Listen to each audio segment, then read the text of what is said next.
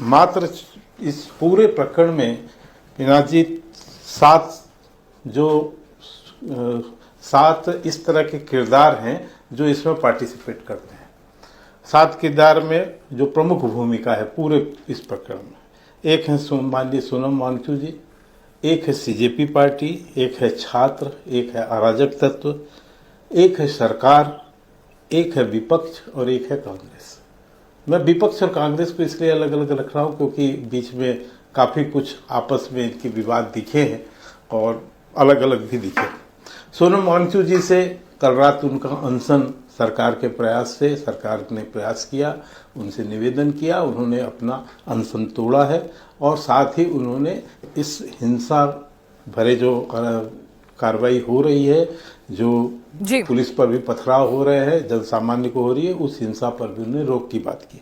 CJP से वार्ता हमारी चल रही है, छात्र वहां पर जो हैं हम उनके प्रदर्शन को देख रहे हैं, उनसे बातचीत कर रहे हैं। एक तत्व है अराजक तत्व जो पूरी तरह से पुलिस पे हमला कर रहा है, जो आम नागरिकों पे हमला कर रहा है, जो आम नागरिकों के जीवन को तहस नहस करने की कोशिश कर रहा है। सरकार अपना काम कर रही है, विपक्ष अपनी बात कह रहा है। एक और है विषय इसमें कांग्रेस पार्टी, वो अराजक तत्व तो सड़कों पे अराजकता फैला रहे हैं, पर कांग्रेस पार्टी का मोटिव क्या है? कांग्रेस पार्टी सदन में अराजकता फैला रही है और साथ ही साथ सड़क में भी अराजकता फैला रही है। माननीय प्रधानमंत्री के आवास का घेराव कर लेना, राष्ट्रीय सुरक्षा से समझौता करना। कल भी रात को आपने एक नाटक नौटंकी देखी, किस ढंग से धारा 144 लगी है, लुटियन जोन है, सेंसिटिव क्षेत्र है, इशू है, होम मिनिस्टर्स के घर है, तमाम लोगों के। लेकिन राहुल गांधी को फुटेज लेना है, फुटेज खाना है। ठीक है सर, उनका कोई रोल नहीं है उसमें, लेकिन वो उसके कि किस तरह से हम श्रेय लूट लें। तो ये अराजक तत्व और कांग्रेस पार्टी एक प्लेटफॉर्म पे खड़े, यानी आप कांग्रेस को ही अराजक तत्व कह रहे हैं क्या? ठीक है, इस पर बातचीत करेंगे, लेकिन हमारे साथ फराज किदवई जी भी जुड़े हुए हैं। फराज किदवई जी, भाई सरकार ने 2 मांगे मान ली हैं। सोनम वांगचुक इस्तीफे की मांग से पीछे हटते हुए दिख गए, उन्होंने अपना अनशन तोड़ लिया, इस्तीफे की बात कहीं जिक्र नहीं किया है। सीजेपी अभी भी इस्तीफे की मांग पर अड़ी हुई है और कांग्रेस, आप लोगों के रुख में भी कुछ परिवर्तन आ गया है? आप भी कह रहे हैं भाई चर्चा और कठोर बिल काफी है, इस्तीफा नहीं चाहिए। पिनाज जी, मैं आपके सब, can you hear me? Yes absolutely I can. मैं आपके सवाल का जवाब बिल्कुल दूंगा, लेकिन अश्नवी वैष्णव जी की मैं प्रेस कॉन्फ्रेंस सुन रहा था और आपके जैसे किसी एक पत्रकार ने उनसे पूछा पेपर लीक के बारे में, तो वो हंसने लगे, हा हा हा हा, और बोले आज कोई पेपर लीक नहीं हो रहा है।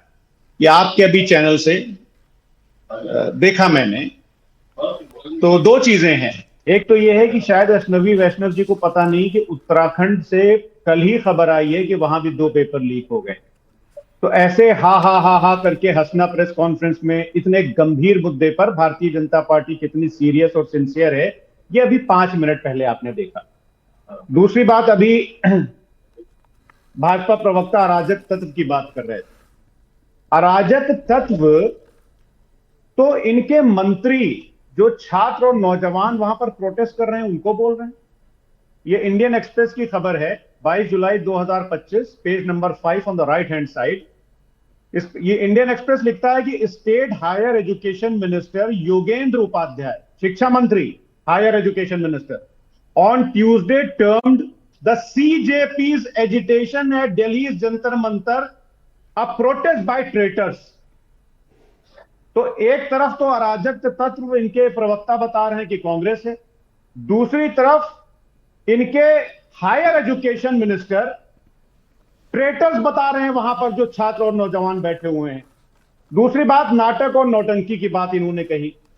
2 साल पहले एक नौटंकी संसद में भी हुई थी, देखिएगा इसको।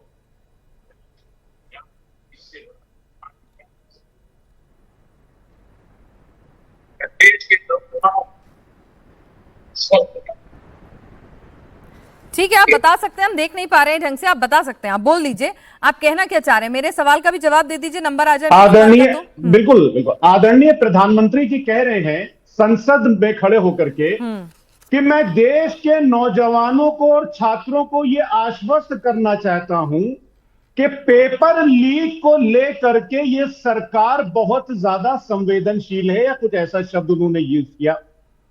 अरे आदरणीय प्रधानमंत्री जी, संसद में खड़े होकर के 2 साल पहले जब आपने झूठ बोला और आपकी सरकार अगर इतनी संवेदनशील थी तो जाइए उन 22 बच्चों के मां बाप से पूछिए जिनकी हत्या सिस्टम ने कर दी। भारतीय जनता पार्टी की सरकार के सिस्टम ने जिन बच्चों की हत्या की, जाइए आदरणीय प्रधानमंत्री जी उनके मां बाप से पूछिए और उनको बताइए कि आप कितने संवेदनशील हैं। मैं नॉर्मली इतना ज्यादा वो नहीं होता हूं अविनाश जी, लेकिन ये मसला इस देश के छात्रों और नौजवानों का है।